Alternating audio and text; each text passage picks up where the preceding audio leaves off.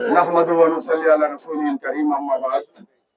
সম্মানিত উপস্থিতি, আমরা জানি ইসকন কি জিনিস, এটা অনেকে জানে অনেকে জানে না। ইসকনের জন্ম হলো 1966 সালে আমেরিকায়। এর জন্ম আমেরিকায়, এটার বিস্তার লাভ করছে ভারত। 1971 সাল থেকে এই দেশের মানুষ জঙ্গি খোঁজে, জঙ্গি পায় না। খুঁজে খুঁজে খুঁজে খুঁজে এক পর্যায়ে মাদ্রাসার ছাত্রকে জঙ্গি বানায় ফেলেছে। আসলে জঙ্গি যে কোথায় লুকায় রয়েছে এটা কেউ খুঁজে পায় না।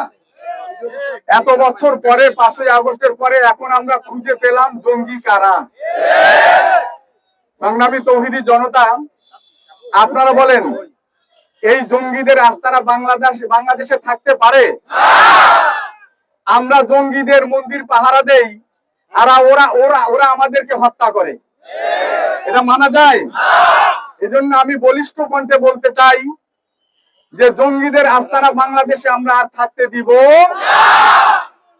সংগ্রামী তৌহিদি জনতা, আমরা হিন্দুদের বিরোধিতা করতেছি না। হিন্দুরা আমাদের ভাই, ওদের বিরোধিতা আমরা করতেছি না।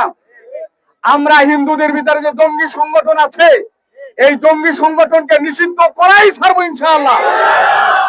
সম্মানিত এলাকাবাসী, আমার তৌহিদি জনতা ভাই, আমাদের ভয় নাই। বাংলার মুসলমান পারে না পারে দেখাই দিয়েছে ইনশাআল্লাহ।